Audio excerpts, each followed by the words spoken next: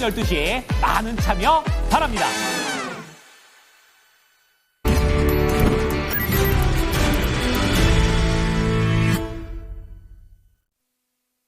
금요일 정도 변함없이 두 분 모셨습니다. 토마토 투자클럽 김윤 전문가, 알파경제 김정규 이사입니다. 안녕하세요.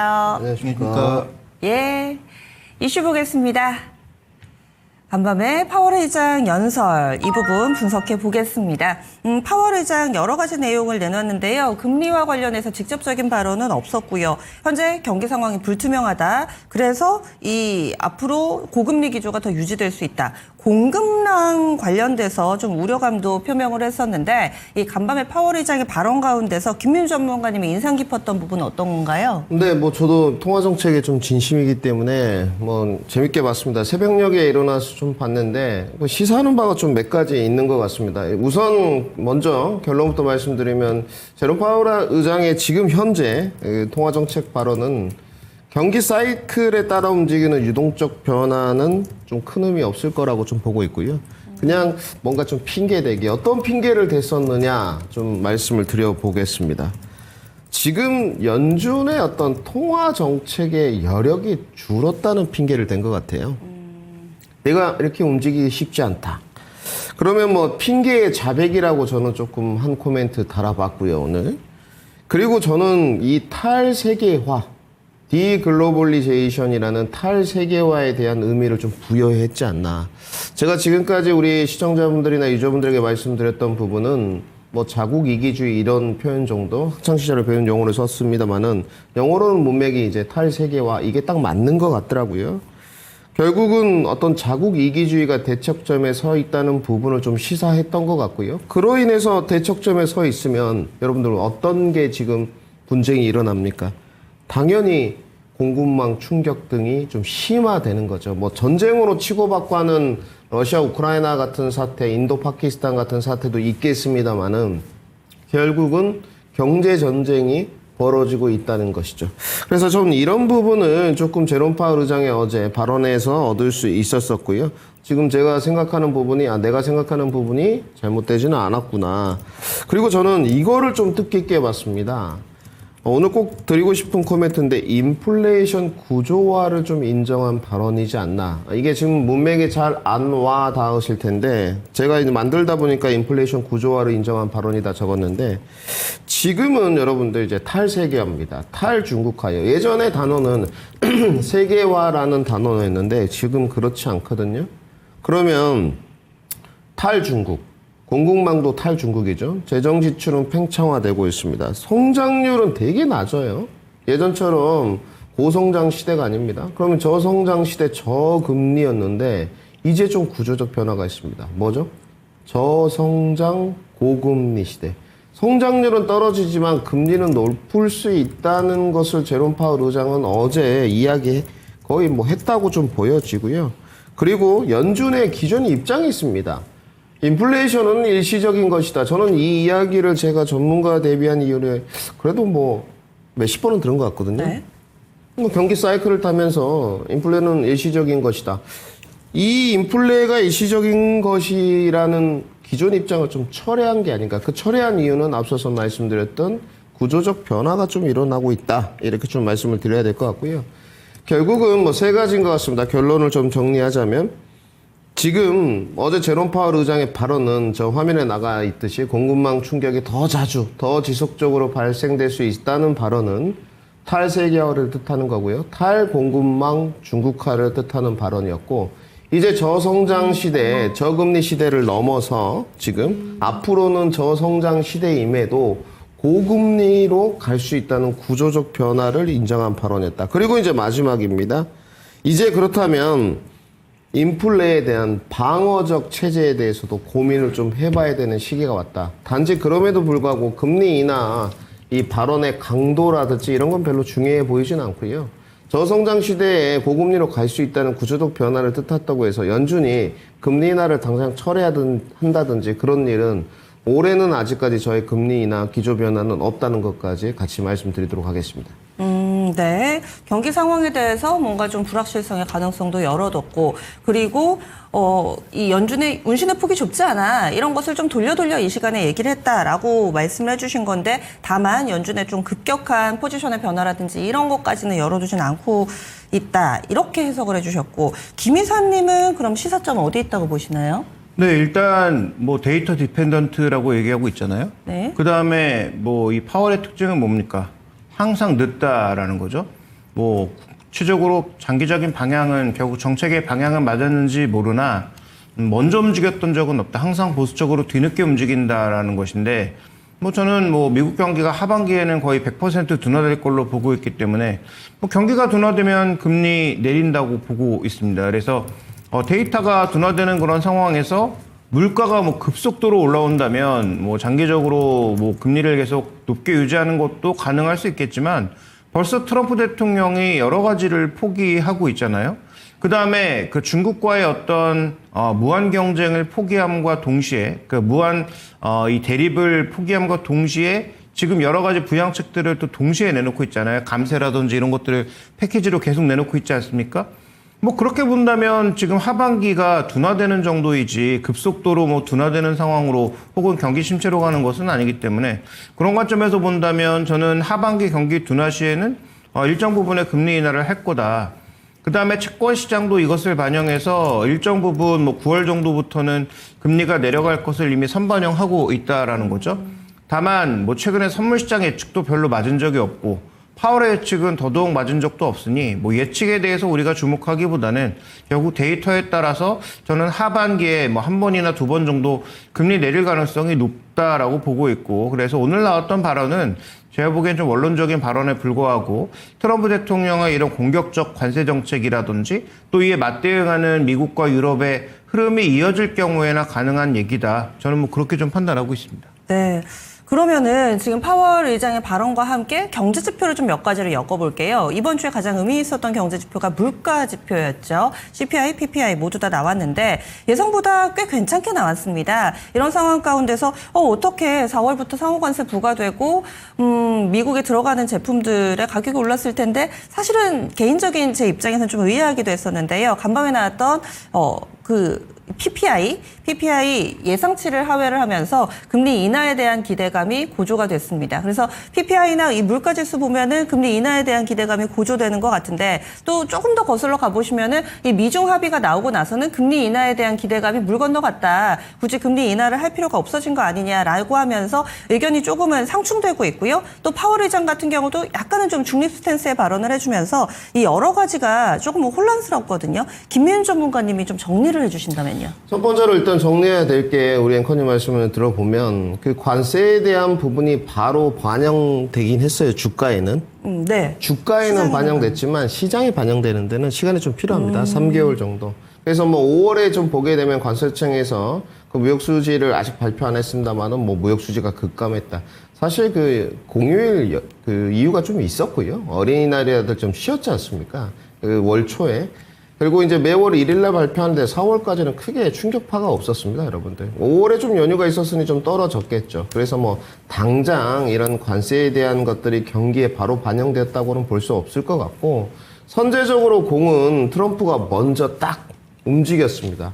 제롬 파월 의장 아까도 말씀드렸지 않습니까? 뭐 구조적 변화라든지 여러 발언이 있었습니다만은 우리 연준의 운신이 폭이 적어요라는 발언은 계속적으로 연준 위원이라든지 제롬 파월 의장, 심지어 부의장까지도 해왔던 발언이거든요. 결국은 앞으로도 이런 탈세계와 자국 그리고 타국 간의 싸움, 타국 간의 싸움이겠죠. 국가 간의 싸움이 계속적으로 첨예하게 대립할 수밖에 없지 않느냐. 그 시작점은 트럼프 너이지 않아. 이런 발언이거든요. 그렇기 때문에 우리 운신의 폭이 적어요라는 이런 발언을 한 것이고요. 그러면 트럼프가 이 부분에 대해서 어땠습니까? 관세 유예를 좀 했죠. 일단은 90일. 그리고 145%라는 말도 안 되는 관세 비중을 줄였죠. 30%, 중국은 10%. 그러면 이제 공은 누구한테 넘어가겠습니까? 제롬 파월 의장, 연준의 움직임이죠. 근데 연준의 움직임은 지금 매크로 변수를 봐야 되겠다는 이런 원론적인 입장을 계속 내포시키고 있어요. 왜냐? 지금 뭐 CPI도 잘 나오고 PPI도 잘 나오고 뭐 예상치를 뭐 넘어가고 등등 이게 중요하지 않습니다. 소비자 물가가 항상 생산자 물가로 전이되는 건 아니거든요. 첨예하게 분석을 해야 되는 건데 결론을 말씀드리면 이 소비자 물가나 지금까지 나왔던 생산자 물가의 매크로 변수가 시장으로 움직일 만한 큰 이슈화가 안 된다는 것이죠. 결국은 제롬 파월 의장이나 연준의 생각은 자, 앞으로도 이것이 정리될 것이냐, 관세 전쟁 같은 것, 이런 것이 정리될 것이냐, 항상 돌발 변수로 일어날 수 있을 것이냐. 돌발 변수로 일어날 수 있다는 것을 좀 핑계 삼아서 이야기하는 부분인 것 같아요. 그러면 이제 정리가 다 끝났습니다. 그러면 앵커님 말씀의 답변. 첫 번째, 관세는 아직 일정 부분 반영되기 전에 실제 경제에는 트럼프 대통령이 움직였다. 이제 연준의 패로 넘어갔다. 근데 제롬 파월 의장이나 연준은 계속적으로 이 불확실성인 상시적인 관세 전쟁이 발발될 수 있는 것을 대비해서 중립적 스탠스를 취하고 있다. 그렇기 때문에 경기 지표에 따른 내용에 따라서 사실상 민감하게 반응했던 연준의 형태 변화가 일어나고 있다고 정리를 좀 해야 될 것 같고요. 저는 그런데도 하반기 때 저도 아까 김종희 이사님 말씀드렸지만 올해 50pp 정도 인하한다고 보여지거든요. 분명한 건 소비자 물가 잘 내려오고 있고 PC도 이따 곧 말일경에 나오겠습니다만은 미국은 저는 둔화는 맞는데 좀 침체에 가까운 둔화이지 않나라는 생각을 하고 있어요. 침체에 가까운 둔화이지 않나. 네. 그렇기 때문에 금리 통화 정책이라는 것은 선반영되는 부분이 있습니다만은 사실상 먼 미래를 좀 내다보고 이제는 6개월 뒤에, 이제는 1년 뒤에 경기가 조금 안 좋아지겠는데 유동성 공급 좀 해야 되겠다라는 그런 선제적 조건이 좀 있거든요. 그렇기 때문에 이제는 거의 다 왔다, 결국은.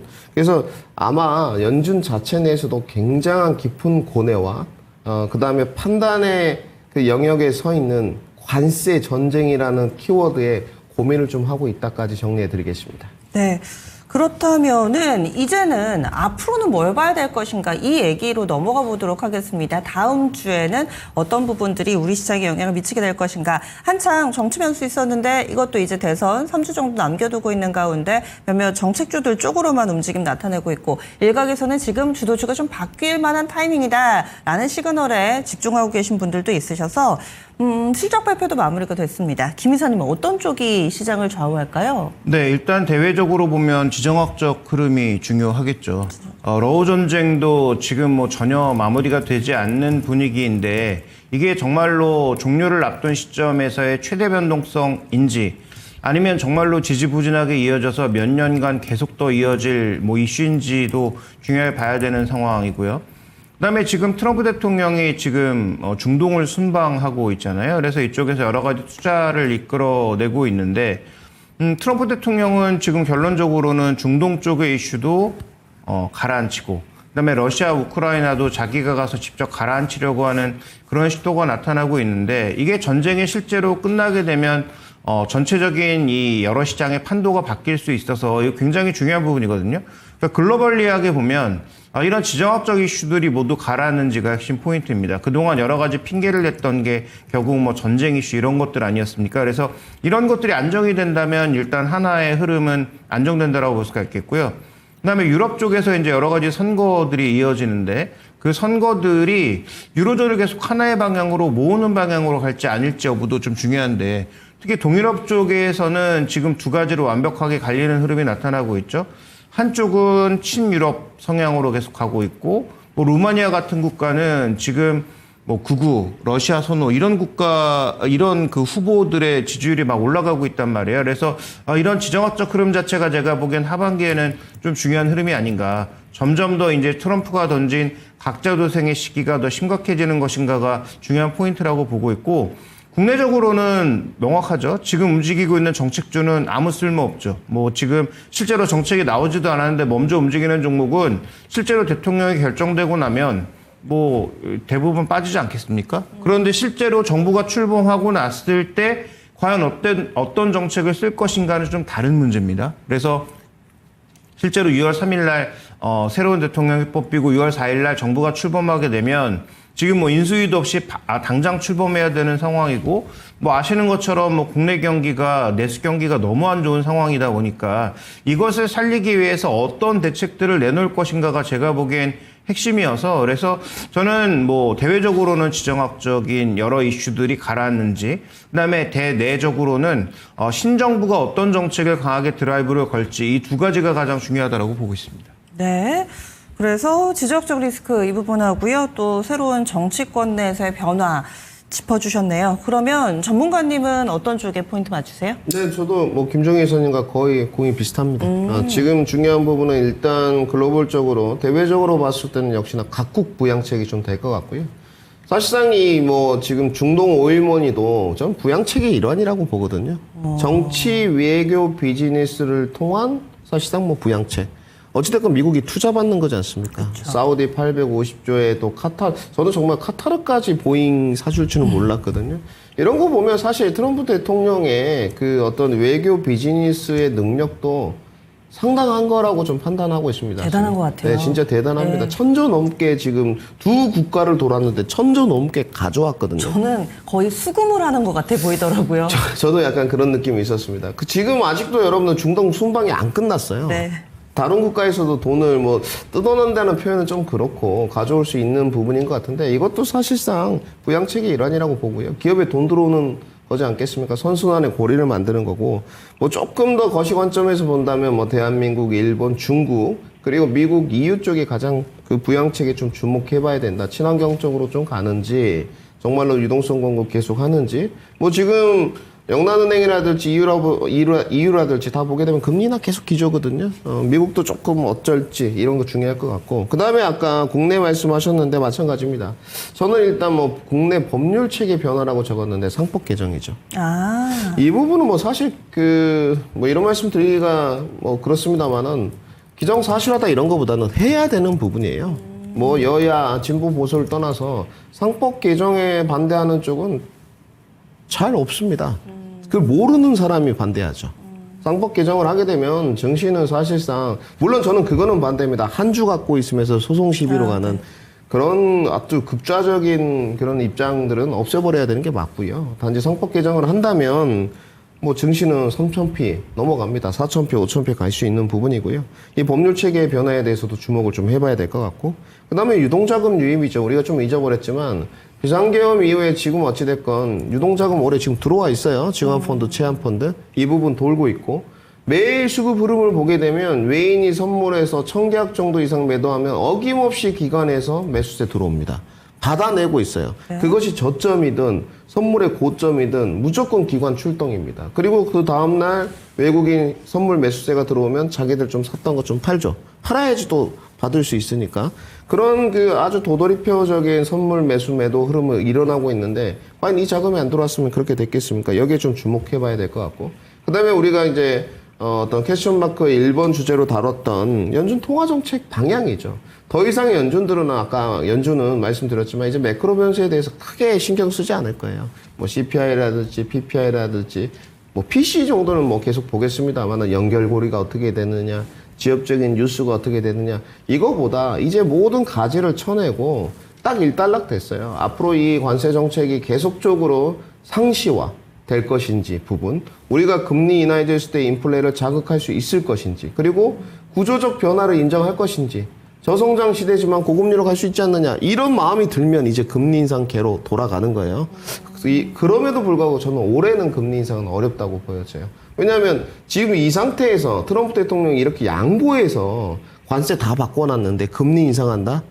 이거는 과연 누가 원망을 받겠습니까? 제롬 파월 의장이 원망받을 건 당연하거든요. 그럴 수는 없어 보입니다. 그래서 올해는 없을 거라고 보고요. 그 다음에 세 번째는 국내 기준입니다. 국내 기준 수급의 전이.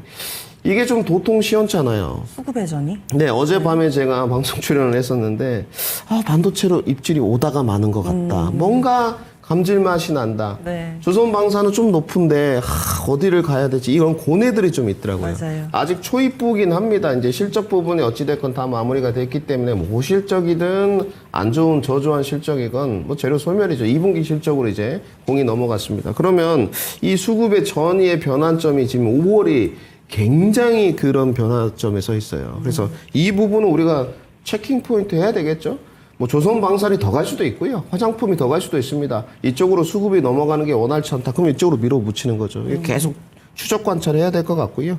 그럼에도 불구하고 관세 유예 기간 동안은 이렇게 하방으로 가는 큰 낙폭 지난번처럼 그런 큰 변화, 하방의 큰 변화는 없을 것이다까지 정리해드리겠습니다. 예, 알겠습니다. 그래서 앞으로는 뭘 봐야 될 것인가? 여기에 두 분의 공통분모로는 이 각국의 부양책 어떤 게 나올지 이 부분 얘기를 해주셨고, 또 김 이사님은 지정학적 리스크, 여기에 또 김윤 전문가는 내부적으로는 뭐 상법 개정안이라든지 이런 정책 변수들 같이 좀 봐야 되지 않을까? 수급 얘기도 해주셨어요. 이렇게 해서 이슈 마무리 짓겠습니다. 다음 리포트로 넘어가 보겠습니다. 오늘 세 가지 리포트 있습니다. 요즘은 증권가에서 하반기 증시 전망 두꺼운 리포트들이 많이 나와요. 어제도 하나 소개를 해주셨는데 오늘은 유안타증권의 하반기 증시 전망 들고 오셨네요. 그리고 하나증권에서 반도체 섹터 리포트, IBK투자증권, NC소프트, 침묵은 끝났다. 이제 신작의 시간. 하나씩 볼까요? 네, 일단 반도체는 뭐 명확하죠. 그동안은 추론의 시대가 아니라 학습의 시대 아니었습니까? 데이터를 많이 학습해야 AI의 능력이 올라가기 때문에 결국은 뭐 데이터 센터도 짓고 여러 가지 했지만 가장 중요한 것은 그동안은 학습의 시간이었다는 거죠. 그러면 학습하고 나선 이제 뭐 할 거냐. 이제 추론의 시간이 왔고, 추론의 시간이 왔을 때는 결국은 데이터 센터의 증설량이라든지 그 다음에 추가적으로 그 안에 들어가는 각종 메모리 양이 더 늘어날 수밖에 없다는 것이죠. 그래서 이제는 추론의 시대로 와서 추론까지 엔비디아가 다 장악할지 여부는 굉장히 미지수입니다. 뭐 작년 이맘때만 하더라도 학습의 시대뿐만 아니라 추론의 시대도 엔비디아가 다 흡수하지 않을까라는 그런 기대가 있었던 것은 사실이나 실제로 블랙웰부터 헤매고 있는 것을 보면 지금 엔비디아가 만드는 CPU의 능력은 뭐 그렇게 뭐 우월하지 않다라고 좀 보여지고요. 그다음에 중국이 치고 나온 딥시크라든지 그다음에 뭐 스타게이트를 통해서 다른 여러 가지 방향에서 추진되고 있는 뭐 소위 이제 TPU, NPU로 불리는 이런 추론 칩들의 대거 출시를 고려해 봤을 때 엔비디아가 전 시장을 다 장악할 수는 없겠으나 대량 추론으로 가는 시대에서 메모리도 같이 증가할 수밖에 없다라는 것을 주목해 볼 필요가 있는 거죠. 그러면 미국의 여러 가지 부양책들이 나오는 하반기에는 미국의 M7을 포함한 주로 돈 많은 기업들, 그 다음에 이제 국가별 AI 투자, 이런 것들을 고려해 봤을 때 3분기에 반도체 이익이 더 늘어날 가능성에 대해서 고민이 필요하다, 이렇게 좀 봐야 될 것 같습니다. 자, 두 번째로는 NC소프트입니다. NC소프트는 한 3, 4일 전부터 꽤 이제 리포트들이 많이 올라오기 시작하는 구간인데요. 리포트에서 공통점으로 지적하고 있는 것은 사람 많이 자르고 구조조정 엄청나게 해서 리니지 하나만으로도 먹고 살 수 있는 시기가 됐다는 거죠. 그러면 이제 그것으로 인해서 이 회사는 더 이상 뭐 과도한 적자라든지 이런 것들은 나지 않는 정도의 규모가 된 것은 맞는데 NC소프트가 그것만으로 주가가 올라갈 수 있는가? 당연히 이제 불가능하죠. 그러다 보니까 이제 기대되고 있는 것은 4분기에 나올 것으로 예상되고 있는 아이온2. 이 아이온2도 마찬가지로 PC 부분에서는 뭐 중박 정도라고 해야 되는데 이제 모바일로 그다음에 다른 분야로 확장되는 측면에서 과연 리니지가 모바일로 오면서 대박이 난 것처럼 그런 대박 모델을 만들 수 있을 것인가. 그런데 리니지의 소위 이제 가장 큰 히트 요인이었던 이 현금화 부분에 있어서 현금을 쓰는 부분에 있어서 돈을 쓰는 부분에 있어서 이 이익 모델은 워낙 많이 욕을 먹었고 맞아요. 그다음에 뭐 논란이 워낙 많기 때문에 다른 방향으로 하겠다라고 했는데 여기에 대해서 어떤 증권사는 뭐 비교적 기대를 조금 높여주고 있고 어떤 증권사는 워낙에 많은 실패가 있었기 때문에 지금까지 뭐 신작 얘기해가지고 리니지 빼고는 성공한 게 아무것도 없잖아요. 그러다 보니까 여전히 모두 좀 의심의 눈초리를 보고 있는데 저도 좀 후자 쪽입니다. 아직까지 그 후속 게임이 나왔을 때 아이온2가 정말로 어느 정도의 흐름을 보이는지 확인이 필요할 것 같고 이번에 IR에서 얘기하기를 2026년도에 2조 매출이 가능하다라고 했는데 가능할까? 라는 물음표가 제가 보기엔 더 많이 찍혀 있는 것 같습니다. 그래서 이 IBK도 여러 가지 긍정적 얘기를 쏟아냈지만 결국 목표가는 내렸거든요. 1분기 실적 예상을 채우지 못했고 올 한 해 실적 자체도 뭐 예상보다 떨어질 것 같아서 오히려 목표가를 낮추고 있는 그런 상황이다 보니까 최악을 지난 건 맞는데 과연 NC소프트는 신작에서 의미 있는 반전 포인트를 보일 수 있을지를 스스로 증명하기 이전까지는 아마도 급격한 주가 반등은 쉽지 않다라고 보시는 게 좀 더 적절하지 않을까 이렇게 좀 보여지고 있습니다. 네, 그래서 IBK 투자증권 NC소프트 기존의 목표가가 27만 원이었는데 23만 5천 원으로 하향 조정했습니다. 그러면 하반기 증시 전망 유한타증권은 어떻게 예상하나요? 네, 대동소이합니다. 어저께 키움증권과의 대동소이한데요. 밴드부터 살펴보면 2,900에서 2,450. 그래서 뭐 밴드 기준으로 봤을 때 어제 키움증권과 거의 뭐 일치한다. 그래서 증권사들이 뭐 최근에 튀기 싫어서인지 아니면 정말로 이 시장을 보는 시각이 다 똑같은 것인지는 모르겠는데 밴드의 기준이 거의 비슷해 보여요. 그래서 아래쪽으로는 마이너스 한 7%, 위쪽으로는 한 상승률 10%? 이 정도로 좀 바라보고 있는 게 아닌가 이렇게 좀 보여집니다. 그래서 준비된 그림에서 보시는 것처럼 지금 여러 가지 모멘텀들이 다 꺾여가고 있는 구간이니까 유한타증권의 이 증시를 바라보는 시각에 제가 보기에 핵심 키워드는 올해는 아주 크게 올라가긴 어렵다. 소위 이제 대박을 내긴 어렵다라는 것이고, 그러니까 이제 종목 선택을 굉장히 잘해야 되는 거죠. 종목 선택을 잘못하면 증시가 그렇게 나쁘지 않았는데도 불구하고 성과가 굉장히 떨어질 수도 있는 구간이다. 그래서 종목 선택에 대한 중요성에 대해서 언급하고 있고요. 이것도 거의 뭐 100페이지에 달하는 그런 뭐 리포트다 보니까 뒤에 이제 종목만도 한 뭐 20페이지 정도 나옵니다. 그래서 뭐 자세한 이제 종목 내용이나 이런 것들은 그 부분을 살펴보시길 바라겠고요. 다음 이제 준비된 그림 보시면 그래서 상당히 이제 제약될 가능성이 높다라고 봤는데 다만 환율 측면에서는 지금 달러 약세, 원화 강세 측면으로 가는 분위기가 최근에 연출되고 있는데 그렇게 갔을 때는 과거 사례를 놓고 보면 수급은 개선되는 경우가 많고 이 수급의 개선은 우리가 말하는 외국인들의 수급 개선으로 나타날 수 있다는 것이죠. 그러니까 그런 측면에서 보면 환율이 안정됐을 때 혹은 뭐 최소한 1,300원 중반대로 가는 안정적 하향 흐름을 보여주었을 때 그동안 우리 시장의 가장 중요한 상단 제약 요인이었던 외국인 수급은 개선될 가능성이 높고 이런 외국인 수급이 개선되면 뭐 다 아시는 것처럼 프로그램 쪽도 같이 개선될 가능성이 있다 보니까 외국인들이 현물 사기 전에 선물 매수로 뭔가 추가적인 당겨놓는 부분들이 있다라는 측면에서 아마 이제 그런 부분들까지 수급의 개선 부분까지는 조금 살펴볼 필요가 있을 것 같습니다. 그래서 이 두 가지 요소를 결합해 보면 아까 언급드렸던 대로 제한적인 부분이기는 하지만 증시는 여러 가지 악재를 선반영한 상황에서 하반기에 추가적으로 더 오를 가능성이 높다. 이렇게 좀 바라보고 있는 것이고요.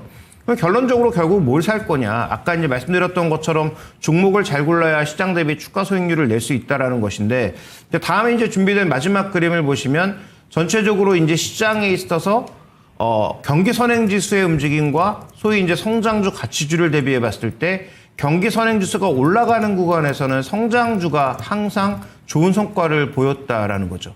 그러면 이 성장주라고 하는 게 이익 성장주도 있을 수 있고 소위 우리가 얘기하는 일반적인 성장주도 있는데 그와 관련된 여러 가지 종목군들에 대해서 세세하게 조금 분류를 하고 있습니다. 스타일별로도 분류하고 있고 그다음에 지금 소위 이제 아래쪽에서 턴어라운드 돼서 이익 쪽이 올라올 수 있는 종목군들까지 선별해 놓고 있으니까 그 부분은 이제 리포트를 자세히 참고해 보셨으면 좋겠고 업종별로 봤을 때는 정책적 효과가 기대되는 뭐 금융주도 포함되어 있고요.